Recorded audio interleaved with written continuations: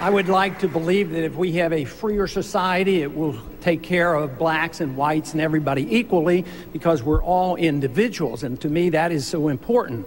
But if we had equal justice under the law, I think it would be a big improvement. If we had probably a repeal of most of the federal laws on drugs and the unfairness on how blacks are treated with these drug laws, it would be a tremendous improvement. Congressman Paul. A system designed to protect individual liberty will have no punishments for any group and no privileges. Today, I think inner city folks and minorities are punished unfairly in the war on drugs. For instance, blacks make up 14% of those who use drugs, yet 36% of those arrested are blacks, and it ends up that 63% of those who finally end up in prison are blacks. This has to change. We don't have to have more courts and more prisons. We need to repeal the whole war on drugs. It isn't working. We have already spent over $400 billion since the early 70s, and it's a wasted money. Prohibition didn't work. Prohibition on drugs doesn't work. So we need to come to our senses, and absolutely, it's a disease. We don't treat alcoholics like this. This is a disease, and we should orient ourselves to this. That is one way you could have equal justice under the law. Thank you, Congressman. The next question will be asked. Congressman Paul's support has gradually been slipping for the death penalty among all Americans. The Pew Forum on Religion and Public Life reports a large majority of whites still support capital punishment, while blacks and Latinos do not. Now, I know this is mostly a state function, but the president does appoint appellate judges and, of course, the highest appellate judges in the land, the Supreme Court justices who often review death penalty cases.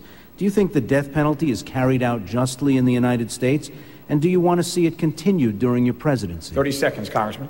You know, over the years, I've held pretty rigid to all my beliefs, but I've changed my opinion about the death penalty. For federal purposes, I no longer believe in the death penalty. I believe it has been issued unjustly. If you're rich, you get away with it. If you're poor and you're from the inner city, you're more likely to be prosecuted and convicted.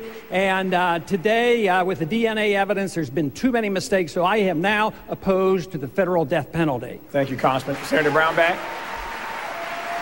I'm not a racist. Matter of fact, Rosa Parks is one of my heroes. Martin Luther King is a hero because they practice the libertarian principle of civil disobedience, nonviolence.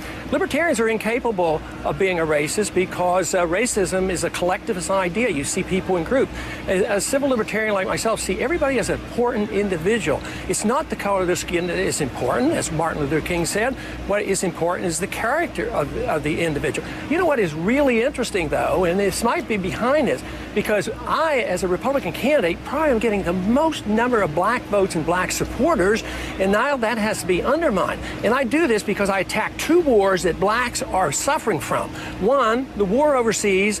In all wars, minorities suffer the most. So they join me in this position I have against the war in Iraq. And what about the war on drugs? What other candidate will stand up and front in the can and say, I would pardon all blacks, all whites, everybody who are convicted for nonviolent drug acts and drug crimes? And this is where the real discrimination is. Let me finish this because I got to get my message back because you put the other message out.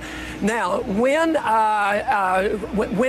if you want to look for discrimination, it's in the judicial system. 14% of the inner city blacks commit drug crime. 67% of blacks are in prison. That's discrimination. That's the judicial code that I am attacking, and that is not racism. What I defend is the principle of libertarianism, where we never see people who belong to a group, and every individual is defended and protected because they're important in the individual, not because of their color of skin, but of their character. So I am the anti-racist because I am the only candidate, Republican or Democrat, who would protect the minority against these vicious drug laws.